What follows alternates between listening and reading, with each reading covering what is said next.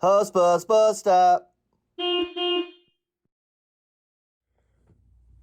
Hey, what's up, everybody? Paul Collins here, LO at the Hussey Team Mortgage Advisors with this week's Hussbus Bus Stop. Hussbus bus stop.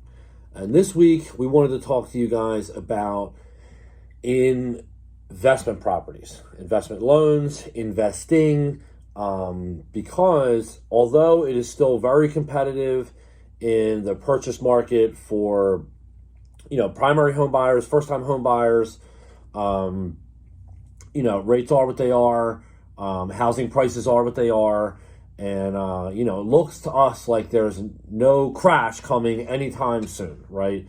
So what we have seen is an uptick in both investment purchases and investment refinances, where investors are pulling equity out of properties they may have had for a while.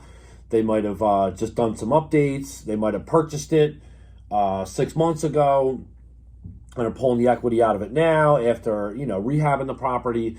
So just a couple quick things that you might not know, or we just like to share with you about investment lending, right? So for us as brokers, we're partnered with many lenders, and, there's a lid for every pot. If a loan can be done, we can pretty much find it for you.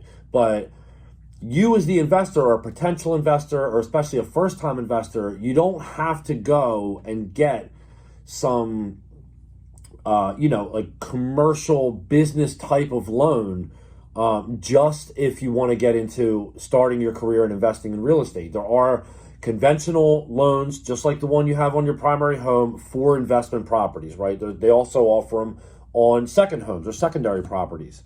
But for a conventional loan on an investment property, if it's single family, which means it's one unit, like a single family home, row home, twin, stuff like that, you can go as little as 15% down, right?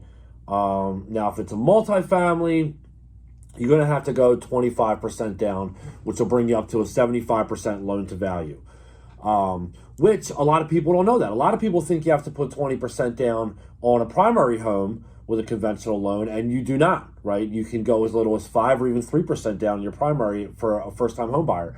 But as far as investing is concerned, if you're considering getting into that world, you can use potential rental incomes as determined by the 1007 appraisal on your loan application to offset your new monthly payment, right? So if you're going to be getting rent for the property and that's why you're buying it, you're going to hold on to it, you can get a lease in place, you're going to do the appraisal with the rent schedule, you can use that amount to set off the monthly payment. So really, it could just be the upfront cost to get your hands on an investment property, right? There's also many other types of loans outside of a conventional loan, more in the commercial space, like a DSCR loan, which is debt service coverage ratio, where they'll actually use the rent amounts to offset any new monthly obligation you may have at a 75% clip, right? Assuming 75% occupancy. A lot of those types of loans are no income and no documentation, right? So that's a great way to get in the game if you got some cash up front.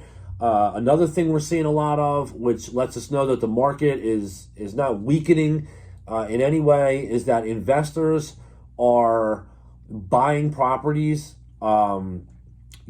just like hand over fist. We're seeing so many investors out in the market grabbing anything that's sitting for a little while. Of course, you have your, the house that goes on sale, goes on the market on Friday. There's a million showings and 2 open houses over the weekend. And then by Sunday night, it's under contract for, 10, 15, even 20% over the listing price. I mean, that is still happening on the regular. But if a property sits for a little bit, a couple weeks, investors are scooping in, grabbing them cash, using cash to update the property.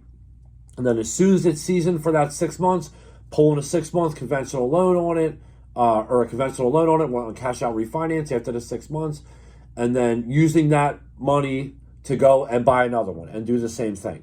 So that's basically a 2-year or 2 property a year cycle that we have people that are doing that.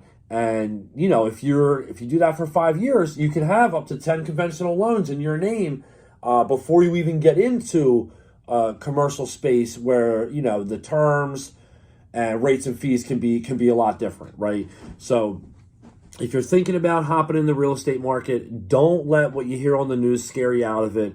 And it can almost always be determined by how investors are playing the market. Investors are jumping in. They're paying way higher rates than people are getting on primary residences. They don't seem to mind. They're buying up as much as they possibly can right now. So anything that would be sitting on the market is really not, because investors are grabbing it, which should let buyers for their primary residence know that the market is strong still. It's not going to get any weaker. These people that do this for a living, they know things that like your average first-time home buyer probably doesn't know about real estate trends and market trends, where they obviously believe that these assets that they're acquiring are going to go up in value. They're going to increase, because they wouldn't be spending all this money on purchasing and rehabbing and then high interest rate refinancing if they thought that these assets were going to depreciate. That's bad business. That would be a loss, right? So if you go by what the investors are doing, the investors are, by the way they're playing it, are still telling us it's a great time to buy, right? Because when the rates go down, if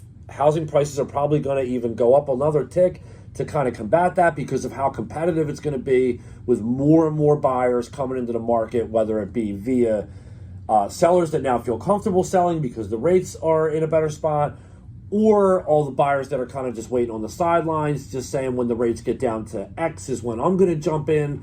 But investors know that's coming, so they're taking advantage now. And if you have any questions about that or anything else, mortgage or real estate related, please reach out to us. We'd love to help you out. Catch you next time. Hussbus, bus stop.